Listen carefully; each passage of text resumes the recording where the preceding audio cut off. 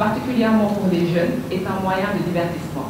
Donc, la solution serait peut-être de l'intégrer dans les cursus scolaires pour l'utiliser comme un outil d'apprentissage ou pour un outil de travail concrètement. Sur la partie confiance, alors ça c'est un très gros problème sur lequel on a énormément discuté parce que en fait aujourd'hui ce dont on se rend compte c'est qu'il y a beaucoup de sites de vente en ligne, mais le commerce, en fait il y a un manque de confiance par rapport aux moyens de paiement. On se demande toujours si j'utilise ma carte bancaire pour payer sur un site, est-ce qu'on va me prélever plus que ce que je dois payer? L'autre point également, c'est la qualité du produit. Si je paye avant alors que je n'ai pas vu le produit, est-ce que on va me donner le produit qui m'est vraiment présenté sur le net? Donc ça, c'est le deuxième point par rapport à la confiance. Et le dernier point, c'est l'accessibilité qui revient toujours, avec une perception d'un manque de connexion, particulièrement dans les zones rurales. Mais l'accessibilité aussi va prendre en compte le device, c'est-à-dire les smartphones qui ne sont pas toujours disponibles pour les populations, toujours dans les zones rurales. Alors, vous pouvez avancer. Donc le potentiel pour le e-commerce que nous avons identifié, donc le premier c'est la visibilité. Donc les avantages en tout cas que peuvent procurer le e-commerce pour le Sénégal, c'est d'abord la visibilité de nos artisans d'abord, parce que nos produits sont très demandés à l'international, particulièrement dans un contexte où on parle des aides d'État. Il est vraiment important que nos produits puissent s'exporter facilement pour être compétitifs.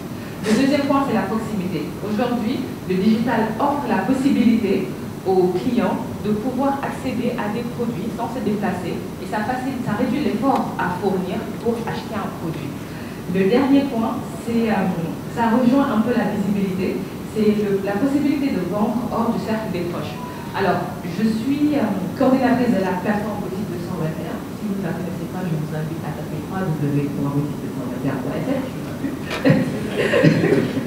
Et le premier problème qu'on a rencontré auprès des producteurs, c'est que des transformateurs de produits locaux, c'est qu'ils vendent qu'au niveau de leur cercle proche, parce que ils ont ce problème de communication, de visibilité pour sortir en fait de leur zone, de leur région d'habitation.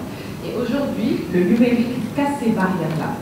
Le fait d'avoir un site internet nous donne une visibilité au niveau national et nous permet de mieux cibler nos clients. Donc ça, ce sont les potentiels que nous avons identifiés. Alors, selon une étude que nous avons réalisée au mois d'avril, donc c'est pour venir un peu sur les problèmes des petits commerçants et des solutions qui ont été proposées lors de notre entretien, lors de notre atelier, pardon. Nous avons identifié que le premier défi des commerçants, c'est d'abord de trouver des clients. Donc, le commerçant, si on veut l'aider, c'est d'abord lui donner une solution pour vendre sa marchandise. Ensuite, l'aider à trouver les bons fournisseurs. Ensuite, par rapport aux sources de communication, si vous pouvez avancer. On a noté également que pour ces petites entreprises, ils n'ont pas les moyens de communiquer à la radio, à la télé ou via les panneaux d'affichage sur les rues. Donc, le mode de communication, les canaux en tout cas les plus privilégiés, ça va être le bouche à oreille et les réseaux sociaux. Et pour ces réseaux sociaux-là, quelque chose de très intéressant est en train de se produire, c'est que WhatsApp est en train de devenir la première plateforme de e-commerce du Sénégal. 70% des acteurs que nous avons interrogés utilisent WhatsApp pour vendre leurs produits. Pourquoi? Parce que WhatsApp est très simple. Pour acheter sur WhatsApp, on regarde les stories, on regarde la photo qui nous intéresse et on demande au vendeur quel est le prix. Franchement, pour une plateforme, c'est difficile de faire plus simple. Et en termes d'appétence pour un site de e-commerce, toujours dans le cadre de notre étude, on a remarqué que 57% des entreprises considèrent que le e-commerce peut être un moyen de booster leur activité. Donc, ce qui veut dire qu'il y a quand même 43% qui doutent encore de l'efficacité du e-commerce. Cela montre l'importance de devoir faire une éducation dans ce secteur-là. Donc, c'est là où je vais venir aux solutions. Je vais bien avancer encore. Donc, en termes de solutions, on en a identifié 4. Le premier, c'est la mise à niveau des acteurs, particulièrement ceux du secteur primaire. Donc, ce sont les agriculteurs, les éleveurs à qui nous devons montrer particulièrement comment utiliser le numérique pour trouver de nouveaux débouchés. Le deuxième, ça va être l'assistance technique. Donc, c'est bien beau de créer des plateformes, mais en fait, ce qu'il faut savoir, c'est que les marchands aujourd'hui n'ont pas cette culture de vente en ligne, n'ont pas la culture de prendre une belle photo de leur produit pour l'exposer sur leur plateforme.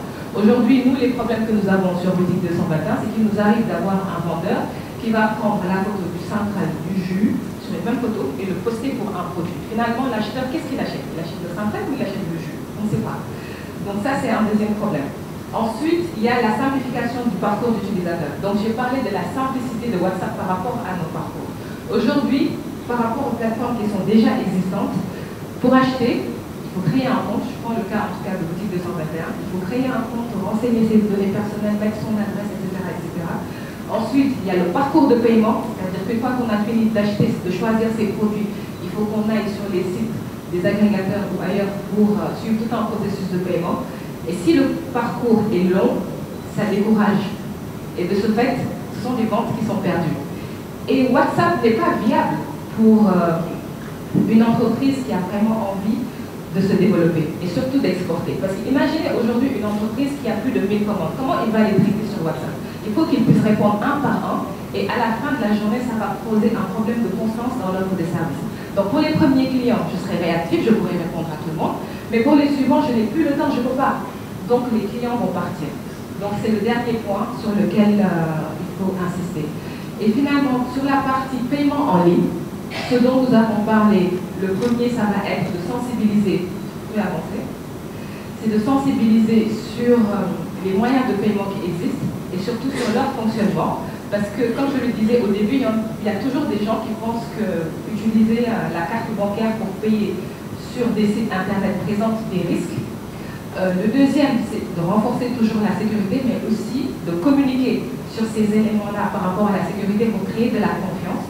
Et enfin, je reviens toujours au parcours de paiement qui doit être fait de la manière la plus simple possible, pas plus de 2 clics, on va dire, dans le monde idéal, pour pouvoir valider son paiement à la suite d'un achat sur Internet.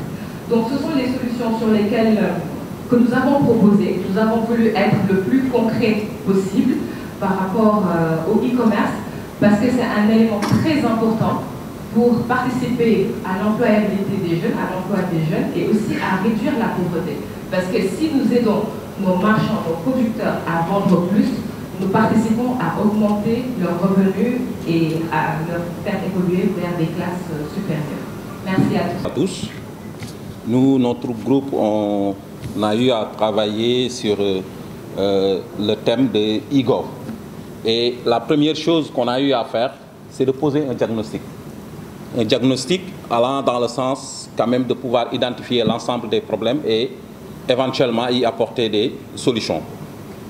Donc comme premier diagnostic qu'on a eu à faire, avec tout ce qui a été entrepris par l'État, notamment à travers la SN 2025, on s'est posé un certain nombre de questions. Et la première question qu'on s'est posée, pourquoi on a tant d'initiatives de dématérialisation et que derrière on peine à atteindre le résultat escompté?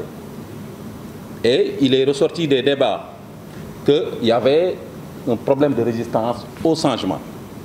Et en ce sens, on est parti sur cette base-là pour pouvoir soit identifier un besoin ou à défaut poser un problème.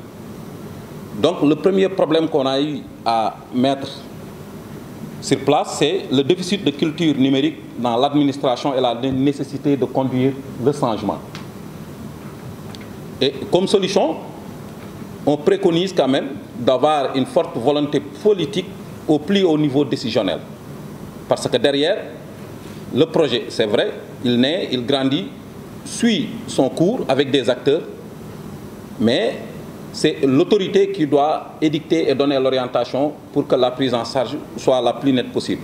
Et en ce sens, on a préconisé d'avoir une volonté politique, que ce soit au niveau présidentiel, parce qu'on parle de e-gov, que ce soit au niveau primatorial ou ministériel. Maintenant, derrière, se limiter à cette réponse uniquement peut-être ne fera pas qu'on puisse réussir cette barrière de culture numérique et éventuellement la conduite du changement. Donc, qu'est-ce qu'on a préconisé à nouveau? C'est de la prise en charge de la culture numérique à travers à tous les niveaux académiques. Parce que derrière, c'est vrai, on suit nos cursus scolaires et à travers lesquels peut-être on n'a pas une forte implication par rapport à la culture numérique. Maintenant, l'orientation qu'on a voulu ici donner, c'est de pouvoir intégrer en tant que tel la prise en charge de la culture numérique à tous les niveaux académiques. L'autre élément, c'est que l'homme est réfractaire en tant que tel au changement. Et étant réfractaire au changement et étant quelqu'un qui est peut-être orienté par rapport à nos aides, donc forcément quand quelque chose de nouveau vient, ça nous perturbe. Et en ce sens, on s'est dit qu'il fallait avoir une approche peut-être orientée dans un processus d'innovation par lequel on va faire passer le message. Donc fondamentalement, on a dit qu'il fallait changer de discours, être peut-être plus orienté par rapport à la communication pour une meilleure sensibilisation et une meilleure appropriation du changement, de la conduite du changement. L'autre élément également, on s'est dit que tout ce que nous faisons en termes de culture, en termes de conduite de changement, c'est dans le cadre d'un projet. Et un projet suit un cycle de vie. Donc la conduite du changement, ce n'est pas à la toute fin du projet. La conduite du changement devra être intégrée en amont et en aval durant tout le cursus, durant tout le cycle de vie du projet. Donc sur ce premier point, ce sont les solutions qu'on a eu à préconiser. Et après, sur le même principe, on a discuté et posé un diagnostic sur pourquoi les solutions de dématérialisation qu'on met en place maintenant connaissent une mauvaise adaptation par rapport aux usagers. Parce que là, on était dans l'administration, les administrés. Maintenant, on descend le cadre pour aller vers les usagers.